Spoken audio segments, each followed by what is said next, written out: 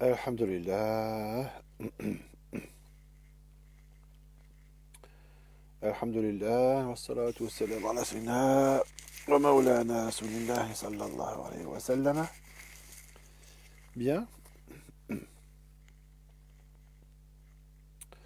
Alhamdulillah. Wa shukrillah. Masha'Allah. Pour cette nouvelle réunie, pour cette 68e Jalsa Muhammadiyya, après une petite interruption relative. Marhaba lil jami'. Excusez-moi pour ce petit retard, s'il vous plaît.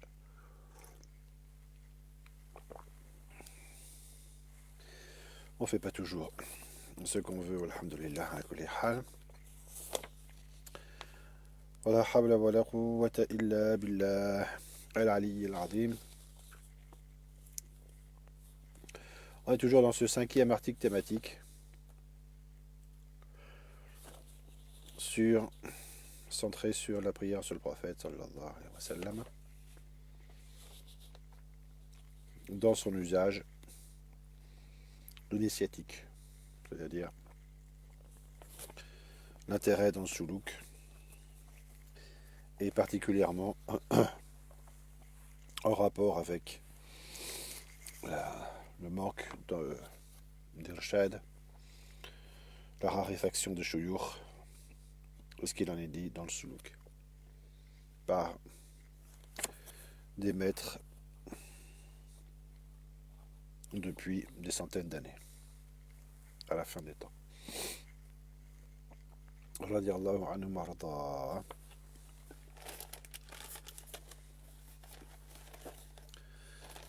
Masha'Allah. Alhamdulillah qui guide ceux qui cherchent sa face, subhanahu wa ta'ala, qui cherchent à se rapprocher de lui, subhanahu wa ta'ala, et qui guide vers lui ceux qu'il veut, de la manière qu'il veut, Inch'Allah, de la meilleure manière, Inch'Allah, à kulli hal. Bien, donc, on a déjà vu qu'il y a plusieurs aspects sur la prière sur le prophète, notamment les dernières fois sur l'institution de la prière sur le prophète, sallallahu alayhi wa sallam. J'espère que tout le monde m'entend bien, parce que là, j'ai une voix qui n'est pas toujours à la hauteur, si on peut dire.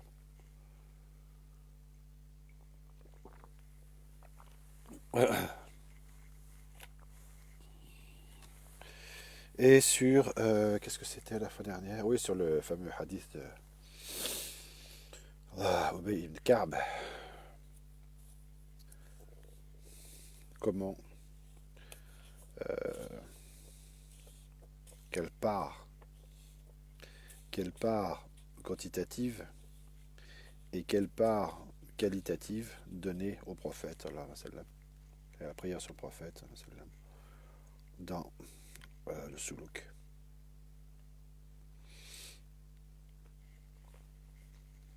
Mais, et donc, dans cette perspective qui est celle de cet article thématique, c'est-à-dire quelle est la place de la prière sur le prophète, sallallahu alayhi wa sallam, en tant qu'outil, si on peut dire, en tant que moyen de substitution palliatif à la perte des shuyukh, de tarbiya, ou au manque d'accès. On est en droit de se penser, en droit de penser et de se demander, mais si le dhikr,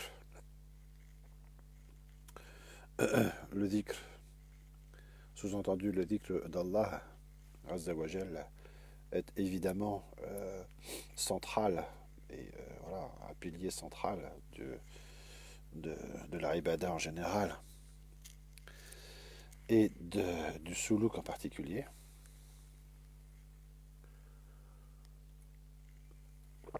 Et si on comprend bien donc là on est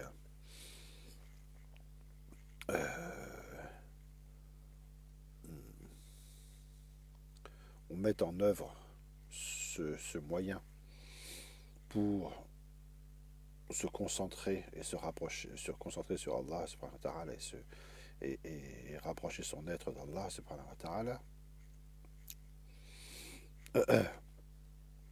qu'en est-il de la prière sur le prophète, dans la mesure où d'une certaine manière, on place ce moyen au centre des activités du soulouk. Est-ce que ça se substitue au dhikr d'Allah Ta'ala en tant que tel? Surtout dans la suite du hadith qu'on a cité précédemment, c'est-à-dire de la multiplication de la prière sur le prophète comme moyen principal de taqarrub. Et donc, que fait-on quand on prie sur le prophète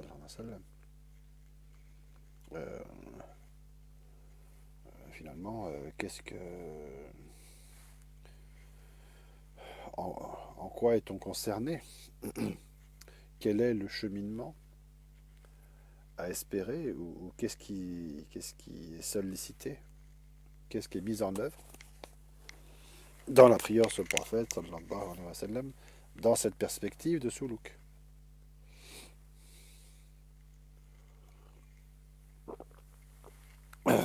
Parce que ça peut déconcerter certains, d'abord qui n'avaient pas initialement, qui n'ont pas initialement cette idée à l'esprit,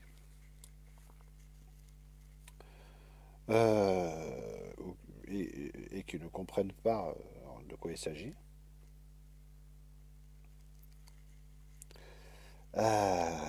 Ou qui n'ont pas cela dans leur enseignement.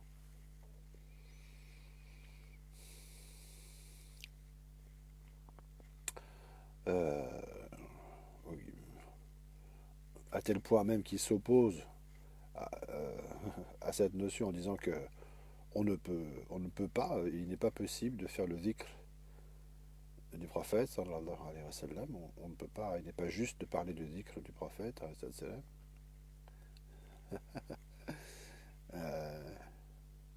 on ne peut pas parler du dhikr que du dhikr d'Allah et des maîtres, par exemple. Des maîtres, ça, on peut faire leur dhikr, mais pas du prophète. On a entendu des inepties, finalement, comme ça. Officielles, hein. Enfin, bien sûr, officielles, pas des inepties rapportées par certains, mais finalement,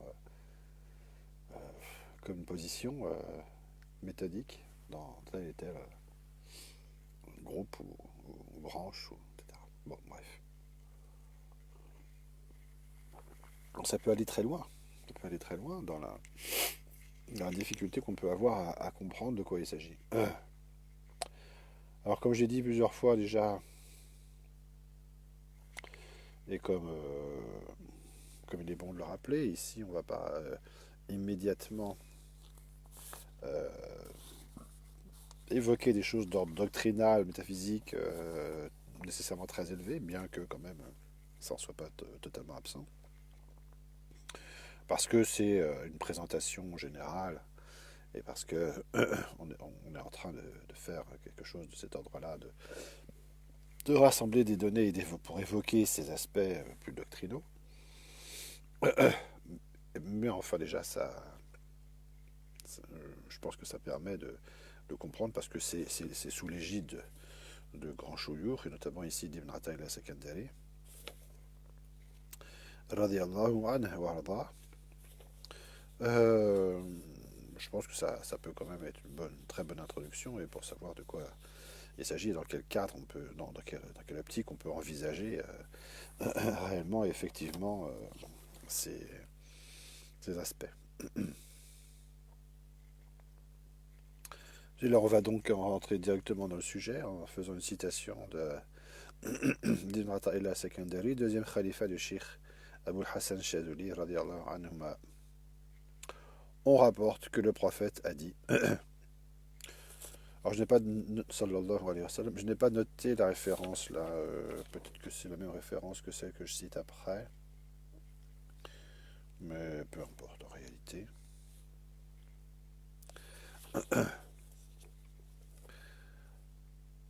On rapporte que le prophète sallallahu alayhi wa sallam a dit Allah le Très-Haut m'a dit ô Mohammed, j'ai fait de toi une mention Ja'altuka dhikran qui est de ma mention. Là, j'ai traduit le plus littéralement possible en donnant l'arabe. Min dhikri. Ja'altuka dhikran min dhikri. Dhikran min dhikri.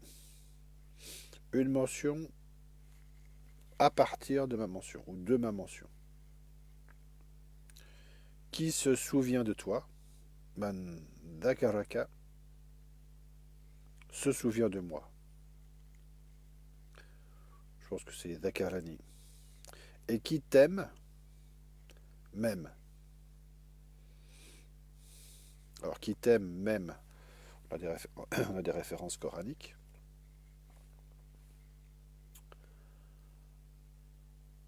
Qui se souvient de toi, se souvient de moi, bah, c'est ce dont il s'agit. Et l'explication, si on peut dire, elle est explicite au départ. J'ai fait de toi une mention qui est un dhikr, qui est de ma mention, qui est un dhikr min dhikri.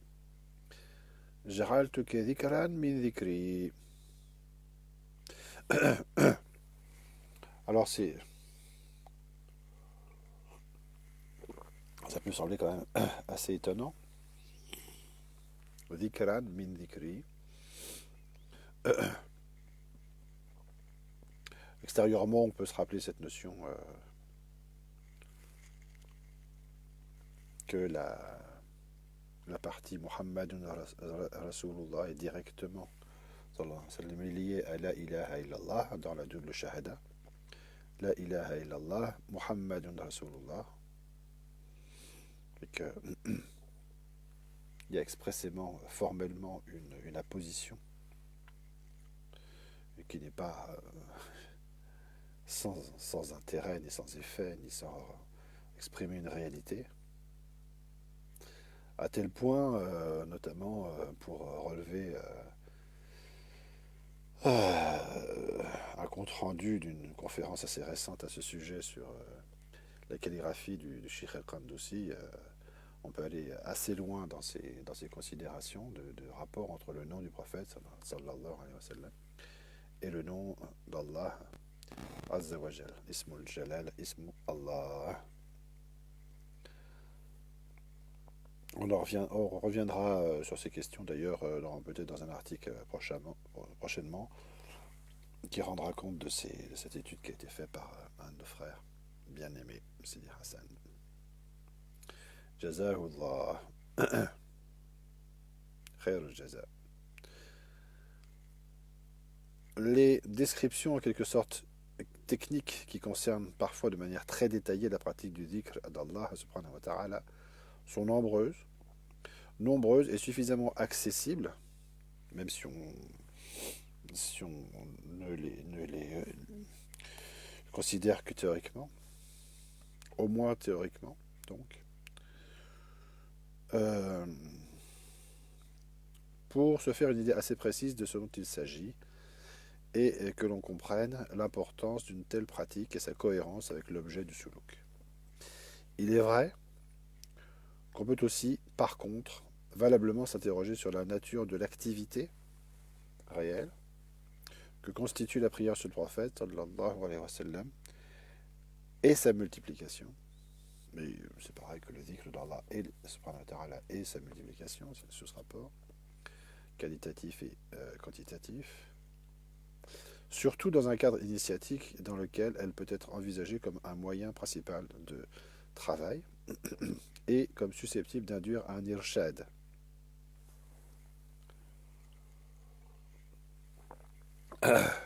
Cette question mérite donc amplement un certain examen. Nous débuterons cette étude par la présentation d'un extrait de Afdal as-Salawat de Sheikh Youssef al-Nabahani, Référence, note 1. Bismillah, texte présenté pour la première fois sur le forum du porteur de savoir par Ali. Bien. Ibn Hajar, le Hijr, a dit dans son livre Jawhar al-Munazzam que Razali a été interrogé sur le sens il y a une faute d'orthographe, excusez-moi, notre prière est celle d'Allah, car notre prière est celle d'Allah, c'est-à-dire qu'elle vaut 10 et 100 fois sur celui qui prie sur lui, ainsi que la signification de cet appel à sa communauté pour prier sur lui. L'objet était de savoir si le prophète sallallahu alayhi wa sallam pouvait trouver en cela un apaisement. Razali donna globalement cette réponse. Le sens de la prière d'Allah sur son prophète sallallahu alayhi wa sallam et sur ceux qui prient sur lui est un déversement ifada de diverses formes de karamat, de bienveillance, de grande faveur et de générosité, selon ce qui lui convient, ainsi qu'à eux. Quant à notre prière,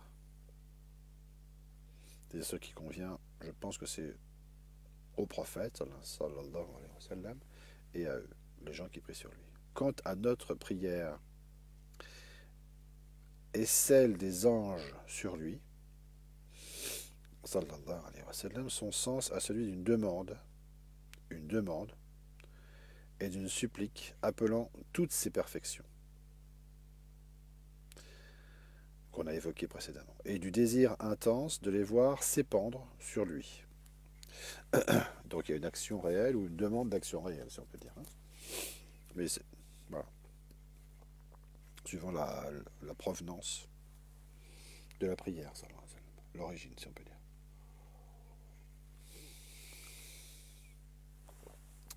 Quant à l'incitation des membres de sa communauté par l'envoyé d'Allah, sallallahu alayhi wa sallam, elle porte sur trois choses. Premièrement, c'est que les invocations attirent le flux des bienfaits d'Allah et de ses grâces, en particulier lorsque les invocateurs sont nombreux et unis, car les aspirations spirituelles, lorsqu'elles sont unies et débarrassées de l'influence de l'âme et de ses passions, s'unissent avec les forces spirituelles des anges du monde inférieur en raison de leurs affinités dues à l'abandon des troubles et des passions. Et il est rare que cet ensemble d'invocations puisse rater son but. Donc là, le cheikh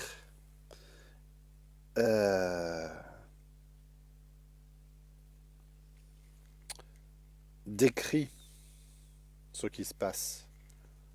Et si ça devait s'arrêter là, ça suffirait peut-être à répondre à la question que fait-on quand on prie sur le prophète sallallahu alayhi wa sallam. Il décrit ce qui se passe. Dans quelles conditions s'effectue le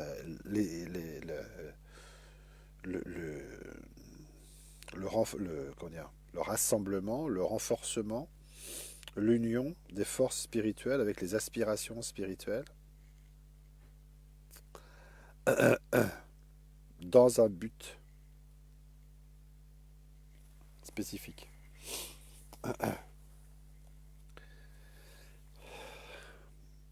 Donc on voit l'importance de la quantitative, si on peut dire, de la Jamara, et de l'unification des forces dans la Jamara au cours de l'invocation. Ça, c'est une notion fondamentale qui peut s'appliquer dans différents domaines, surtout dans la perspective, je répète, qui est celle du cinquième article thématique, c'est-à-dire de l'intérêt d'un acte, d'une action initiatique dans Suluk en cas d'absence ou de raréfaction de, de maître. Qu'est-ce qu'on fait? Comment trouver une compensation à cette déficience, à ce manque de présence du maître et d'enseignement explicite? On a la notion d'action en commun et d'unification des forces dans un but. C'est pourquoi il est toujours demandé au grand nombre de faire la prière de demande de pluie en d'autres circonstances. C'est-à-dire c'est l'explication d'une sunna bien connue, qui est mise ici en correspondance, et qu'on peut d'ailleurs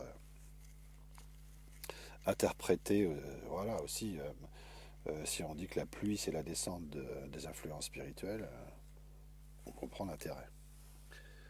Deuxièmement, quant à l'apaisement que cela lui procure, l'apaisement de la prière sur le prophète, sallallahu alayhi wa sallam, sur le prophète, sallallahu alayhi wa sallam, donc, il a dit, je suis fier de vous devant les autres communautés.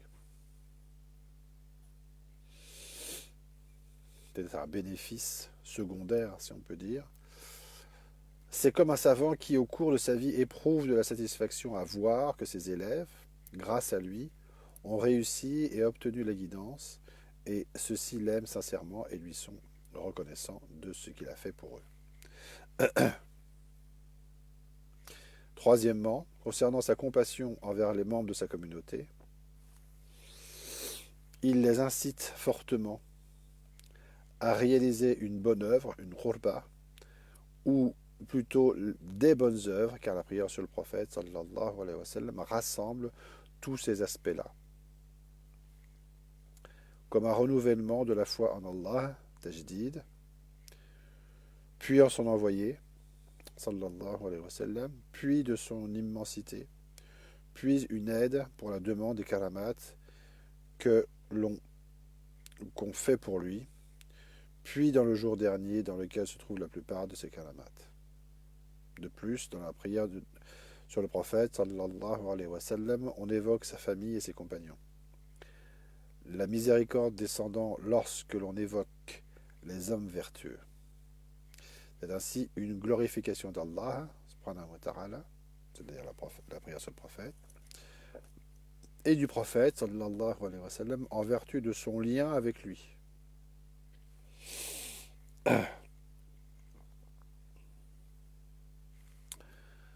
Subhanahu wa ta'ala. Donc, on voit les articulations, on pourrait dire, les mises en rapport et comment les choses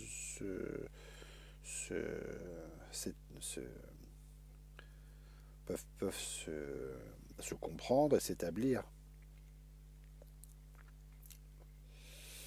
C'est une supplication et une imploration d'Allah. Donc, sous ce rapport d'Allah, la prière sur le prophète. C'est aussi la reconnaissance que l'ordre tout entier lui revient à Allah et que le prophète sallallahu alayhi wa sallam, malgré sa dignité élevée et le fait qu'aucun autre serviteur d'Allah ne peut atteindre son rang, a besoin des bienfaits d'Allah et de sa miséricorde.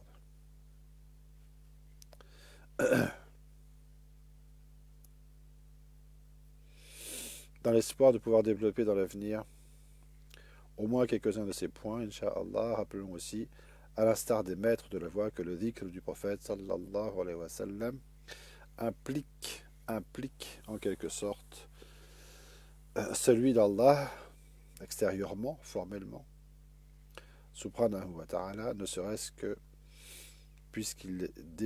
parce qu'il débute presque systématiquement par la formule Allahumma. Allahumma salli. Bien. Et donc, quand on fait le dhikr du prophète, on fait nécessairement le dhikr d'Allah extérieurement, ne serait-ce qu'extérieurement. Quant à ce qui est dit du dhikr du prophète, sallallahu alayhi wa sallam, qu'est la prière en elle-même que l'on fait sur lui,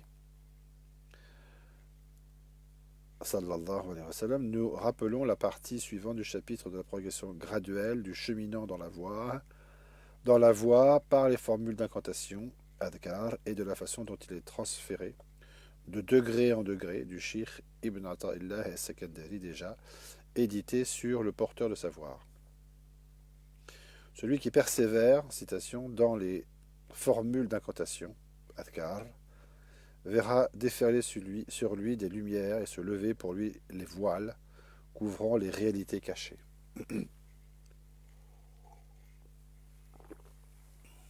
Celui qui est déterminé, donc ce qui présuppose une orientation et une exigence, on peut dire, à rechercher l'enseignement initiatique ainsi que la progression dans la voie droite, se doit de chercher un shir parmi les gens de réalisation, suivant une méthode initiatique, ayant délaissé ses passions et fermement établi au service de son Seigneur. Il n'y a pas de meilleure parole à ce sujet que les vers du poète qui a dit « La vérité du Dieu vrai est trop élevée et majestueuse pour l'âme du voyageur qui suit ses passions. Lorsqu'il l'a trouvé, qu'il se conforme à ce qu'il lui prescrit et qu'il s'abstienne de ce qu'il lui défend et lui interdit, au risque de se perdre. Il énumérera les noms d'Allah, se parera des vertus fondamentales et abandonnera les vices découlant des comportements défendus, des actions et des passions. Il devra être sur ses gardes, recherchant la progression et la persévérance dans les pratiques d'adoration, ainsi que la sincérité dans sa recherche vers Allah, dans tout ce qu'il recherche. Oui, là c'est intéressant, la progression et la persévérance dans les pratiques d'adoration, mais la sincérité dans sa recherche vers Allah. Il existe dans la progression initiatique de nombreuses méthodes de suluk différentes. Vous ne verrez dans aucune d'elles déviation ou malhonnêteté. Je vais mentionner à présent intégralement la méthode de l'imam Abu Bakr al-Siddiq que j'ai reçue de quelqu'un de réalisé. On a détaillé dans un article spécifique sur le porteur savoir cette méthode. Elle consiste en ce que le cheminant dans la voie débute par la pratique de la prière sur le prophète sallallahu alayhi wa sallam, à l'exception de toutes les autres formes d'incantation. Dun ghayruha min ghayriha peut-être non min al-adhkar, car il est sallallahu alayhi wa sallam, le prophète, l'intermédiaire al-wasita entre nous et lui, baynana wa baynahu subhanahu wa ta'ala. On a vu les considérations sur cet aspect de wasita précédemment. On y reviendra s'il faut y revenir. Et sur la question de la shafara, sous ce rapport-là, et l'importance de la shafara, donc dans la wasita, dans la fonction de wasita. Comment elle s'exerce. Le critère, donc ce par quoi, qui nous dirige vers lui, subhanahu wa ta'ala, celui par lequel nous le connaissons, Allah, nous connaissons Allah. Or, l'attachement à l'intermédiaire précède l'attachement à celui dont il est l'intermédiaire. On voit l'importance, ignorée, méconnue ou critiquée par certains, de connaître l'intermédiaire, de connaître ce dont il est l'intermédiaire, parce que c'est le but. Il n'y a pas d'intérêt à chercher l'intermédiaire en soi, mais l'importance, bien sûr, de savoir qu'il y a un intermédiaire, de le rechercher, de le connaître et de s'y attacher dans une optique de tawhid et sur lequel il n'y a rien à dire en soi, même en considération de l'intermédiaire. Subhanallah. Par ailleurs, le lieu de la sincérité est le cœur, qui peut se dévouer à autre qu'Allah, subhanahu wa ta'ala, l'âme étant orientée vers les créatures, incitant au mal, poursuivant ses passions et inclinant vers les vanités. Tout ceci constitue des impuretés qui voilent la pureté du cœur et de l'orientation véritable vers Allah, subhanahu wa ta'ala. L'âme est réceptive au commandement du diable. Si elle n'y était pas réceptive, celui-ci ne pourrait en effet se frayer un chemin vers le cœur. Sa réceptivité envers lui est une indication de sa distraction du cœur, donc, et de son absence, el-ghayba, envers Allah, c'est-à-dire d'une absence de présence, d'une orientation vers autre, un autre que lui. Subhanahu wa ta'ala. Or, l'absence est un voile épais, kathif, qui sépare l'âme de son créateur. Et le voile est une obscurité. Le cheminant effectif, c'est-à-dire l'initié qui procède, qui progresse effectivement dans la voie, salik, doit donc chasser cette obscurité et ôter ces impuretés. Donc on les considère sous deux rapports, avec deux appellations, mais c'est la même chose. Quel que soit leur aspect, elles ne sont qu'une même chose, si on peut dire, et elles opèrent la même chose. Or, l'obscurité disparaît par la lumière.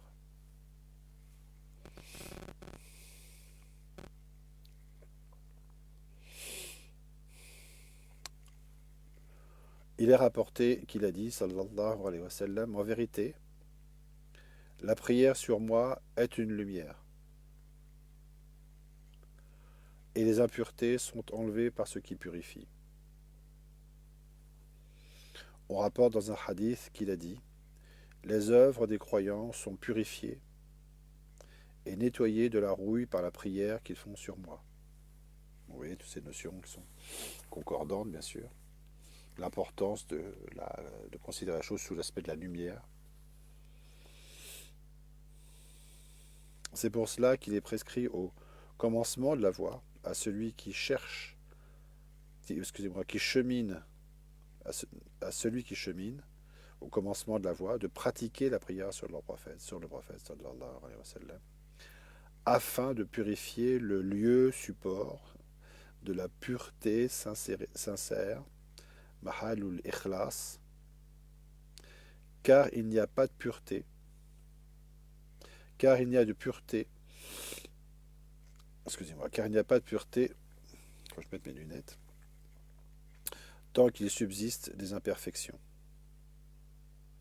Bien sûr, il n'y a pas de pureté tant qu'il subsiste des imperfections et que les grâces diminuent. La mention du bienfait, la mention du bien-aimé d'Allah, subhanahu wa ta'ala, et l'abondance de la prière sur lui amène la capacité de l'aimer avec le cœur. Donc là, le cheikh décrit bien la problématique et ce qui se déroule, comment les choses s'effectuent dans la pratique. La mention du bien-aimé d'Allah, la mention du bien-aimé d'Allah, le dhikr d'Allah, du bien-aimé d'Allah, et l'abondance de la prière sur lui, amène la capacité de l'aimer avec le cœur. Mais il y a différentes manières de se rappeler du prophète, sallallahu alayhi wa sallam.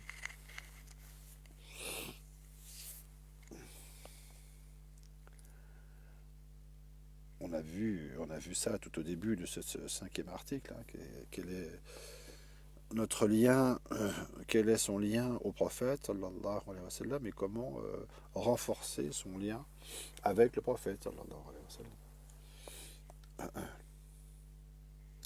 La capacité de l'aimer avec le cœur produit une dévotion intense envers lui. Et de l'attention, sallallahu alayhi wa sallam, et de l'attention envers ses qualités, son caractère et la distinction spirituelle qui est la sienne. Lorsque le novice aura compris qu'il ne peut suivre ses actions et ses vertus que par une dévotion intense envers lui, qu'il ne peut parvenir à cela que par un amour suprême envers lui, qu'il ne peut atteindre l'amour suprême envers lui que par la multiplication de la prière sur lui, sallallahu alayhi wa sallam, puisque quiconque aime quelque chose le mentionne souvent, selon le hadith, alors il commencera à s'adonner à la prière sur le prophète, sallallahu alayhi wa sallam, qui rassemble à la fois le souvenir d'Allah, dhikrullah, et celui de son envoyé, dhikr rasulihi, sallallahu alayhi wa sallam. On rapporte que le prophète a dit, Allah Ta'ala m'a dit, Ya Muhammad, j'ai fait de toi une mention qui est de ma mention. Qui se souvient de toi se souvient de moi. Et qui t'aime, m'aime. Le prophète sallallahu alayhi wa sallam a dit, qui me mentionne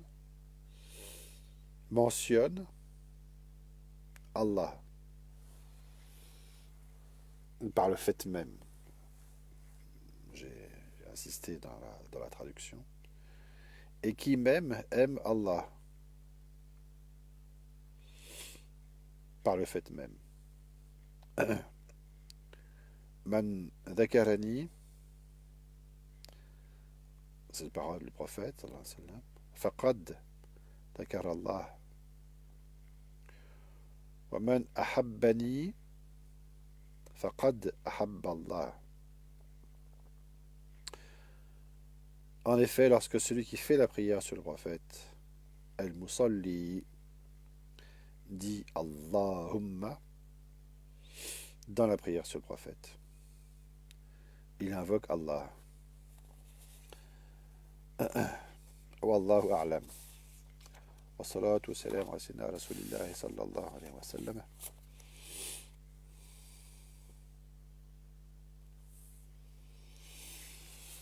Bien, Inch'Allah, on continuera cette succession d'évocation d'aspects techniques, si on peut dire, de l'utilisation de la prière sur le prophète, sallallahu alayhi wa sallam, dans le suluk. Bientôt, Inch'Allah.